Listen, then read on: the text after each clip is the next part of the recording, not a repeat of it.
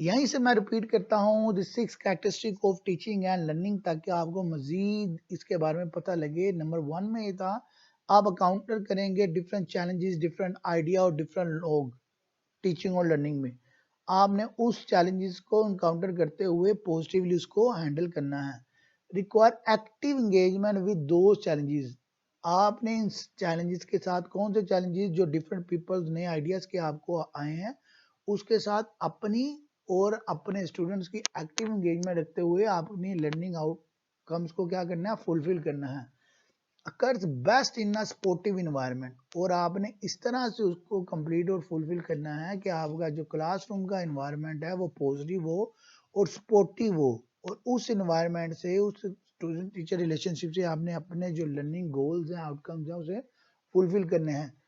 Involve real world activities, और आपने involve होना है रियल वर्ल्ड की जो एक्टिविटीज हैं, कि आपने प्रैक्टिकली उस काम को परफॉर्म करके या प्रैक्टिकली अपने इन्वायरमेंट से रिलेटेड रियल वर्ल्ड की एग्जांपल्स देके उन चीज़ों को फुलफिल करवाना है, समझाना है, कम्युनिकेट करना है, अपने पॉइंट्स क्लियर करने हैं।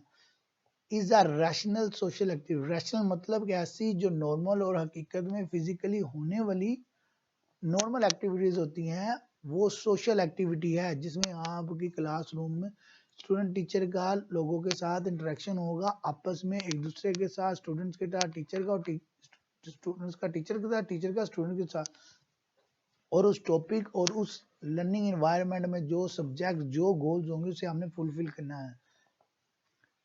नंबर 6 में इज अनबाउंडेड बाय टाइम और प्लेस। ये अनबाउंडेड होता है बाय टाइम और प्लेस, मतलब कि आपका जो रिलेशनशिप है, आपको एक टाइम मिला आपके लेक्चर का जिसमें हमने वो पॉइंट क्लियर किया, उसके बाद आपका स्टूडेंट और टीचर का जो रिलेशनशिप होता है, कभी भी कहीं पे भी आपको जब वो स्टूडेंट मिलेगा, ग्राउंड में, गली में, मोहल्ले में, स्ट्रीट में, कॉलोनी में, कहीं पे भी, तो वो उसी तरह आपका एक रिलेशनशिप चलता रहता है पूरी जिंदगी। एक ऐसा लॉन्ग टर्म रिलेशन है, बच्चे स्कूल से पढ़ने के बाद प्रोफेशनल लाइफ में भी चले जाते हैं। जैसे हम अपनी अगर एग्जांपल लें, तो हमें जब भी हमारे टीचर मिलते हैं तो हमारे लिए वो एक हमारे उस्ताद ही होते हैं, उनकी उसी तरह इज्जत, उसी तरह रिस्पेक्ट, उसी तरह अदब किया जाता है।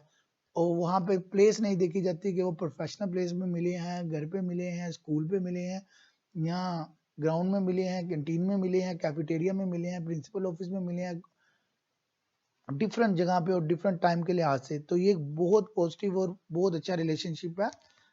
और आपके उस्ताद जब भी आपको मिलते हैं वो आपको कुछ ना कुछ सिखा के ही जाते हैं। हमने कोशिश करना है कि आप अपने स्टूडेंट्स को जितना सिखा सके, तो इससे आपका टीचिंग और लर्निंग प्रोसेस क्या होता है, इम्प्रूव ही होता चला। उम्मीद है ये सारे पॉइंट्स आपको क्लियर होंगे। अब हम स्टडी करने लगे हैं स्ट्रेटजीज। स्ट्रेटजीज क्या होती है, वी मस्ट अंडरस्टैंड लर्नर। सबसे पहली स्ट्रेटजीज है कि हमने अपने स्टूडेंट्स, अपने लर्नर्स, अपने ट्रेनिंग्स को अंडरस्टैंड करना है। उसकी एग्जांपल पहले दे चुका हूं कि हमने उनका नाम, उनका एरिया, उनका बैकग्राउंड, उनका एनवायरनमेंट, उनके कॉन्सेप्ट्स, बेसिक नॉलेज और लेवल पूछ लेना, ताकि उनके साथ हमारी क्या हो जाए, बाउंडिंग हो जाए। Accept differences among students and between students and faculty. Accept करना है कि हर स्टूडेंट सेम नहीं हो सकता।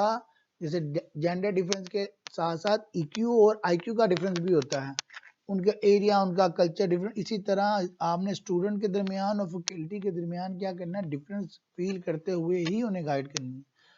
engage students in setting goals and expectations। आपके जो गोल्स आपने सेट किए हुए हैं और जो आपके उनके एक्सपेक्टेशंस हैं, हाई एक्सपेक्टेशंस जो आपने लगानी है उनके साथ, उसमें स्टूडेंट्स को आपने इंगेज करना है। Be flexible, creative and try not to be surprised by anything that happens in the classroom.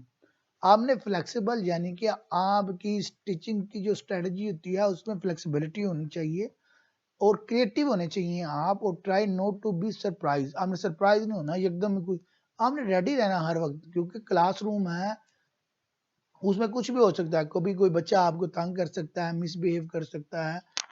Example के तौर में एशिया में कभी लाइट चलेगी, कभी बुक नहीं है, कोई भी इमरजेंसी आ सकती है।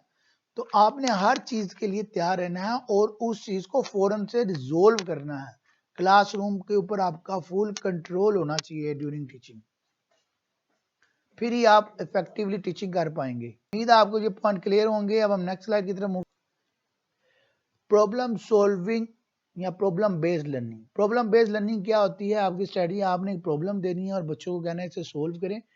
उससे क्या होता है, बच्चों की इन्वॉल्वमेंट जो है वो ज़्यादा हो जाती है और आपकी जो लर्निंग इन्वायरमेंट है वो डेवलप होता है और उससे लर्निंग इन्हांस करती है। Student centred instructions.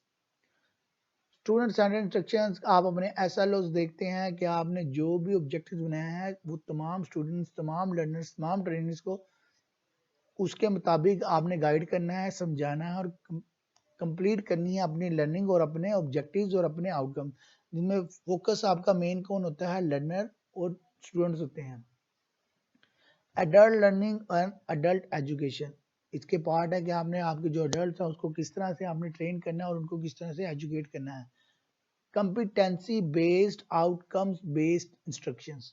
Competency based या आउटकम बेस्ड इंस्ट्रक्शंस ये होते हैं कि आपके जो गोल्स होते हैं, जब वो स्टूडेंट उस गोल्स को अचीव कर लेता है, फिर आपको पता चलता है कि आपने जो इंस्ट्रक्शन करवाई है या जो आपने गोल सेट किए हैं वो फुलफिल हो गए हैं। इसमें आप अपने आउटकम्स रखते हैं और उसके मुताबिक इंस्ट्रक्शंस करवाते हैं।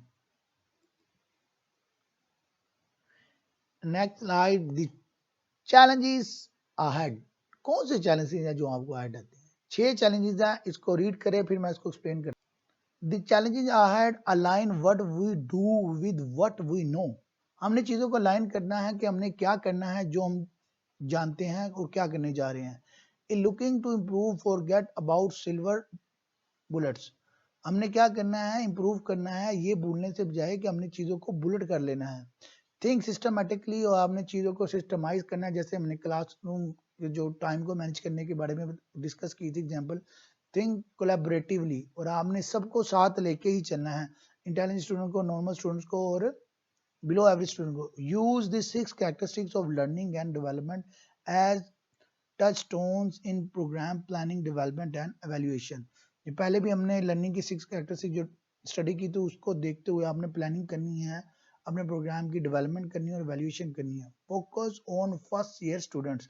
सबसे ज्यादा आपका फोकस किस पे होना चाहिए? फर्स्ट ईयर स्टूडेंट्स का, क्योंकि उनको जिस तरह से आप डाल देंगे फिर वो उसी तरह फर्दर कैरी ऑन चलते रहते हैं। Some questions for you as a teacher to consider. शाबाश, read. Some questions for you as a teacher to consider. कुछ सवाल ऐसे हैं जो एज अ टीचर आपने कंसीडर करने हैं। वो कौन से हैं? What is your teaching philosophy, आपकी टीचिंग का फलसफा कौन सा है? What are your teaching goals, आपकी टीचिंग के गोल्स क्या हैं? What do you know about your students, आप अपने स्टूडेंट्स के बारे में क्या जानते हैं? ये ऑलरेडी चीजें पहले डिस्कस कर चुके हैं। How does your course fit with previous courses, आपका ये कोर्स प्रीवियस कोर्सेज के साथ कैसे फिट बैठता है? How does your course link with subsequent courses, और इससे रिलेटेड कोर्सेज के साथ ये किस तरह लिंक करेगा? How does your course fit into the overall program being offered, जो ओवरऑल प्रोग्राम ऑफर किया जा रहा है उसमें आपका कोर्स किस तरह से फिट बैठेगा?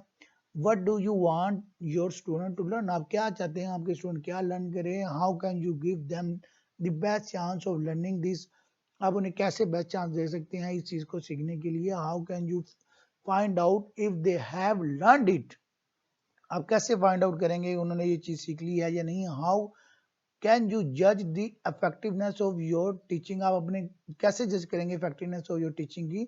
What do you know about yourself as a teacher, और आप अपने बारे में एज अ टीचर क्या जानते हैं? ये आज चीजें हैं, सब क्वेश्चन हैं जिसको आप कंसिडर करते हैं एज अ टीचर। उम्मीद है ये सब क्लियर हो गए होंगे आपको। हाँ जी, रिफ्लेक्शन में क्या, अभी हमने जो स्लाइड किया है एज अ टीचर के क्वेश्चन में, उसमें से हमने कोई से भी 3 क्वेश्चंस लेने हैं और उसको हमें आपने पॉइंट 1 में कहना प्रोवाइड करना है brief responses that answer each question, जो क्वेश्चंस लेंगे उनके आंसर प्रोवाइड करवाएं। Show how the answers link together, और शो करें कि वो आंसर किस तरह एक दूसरे के साथ लिंक कर रहे हैं। आइडेंटिफाई करें वेयर देयर आर गैप्स और डिस्टिंक्शन, कहाँ पे गैप है और डिस्टिंक्शन है।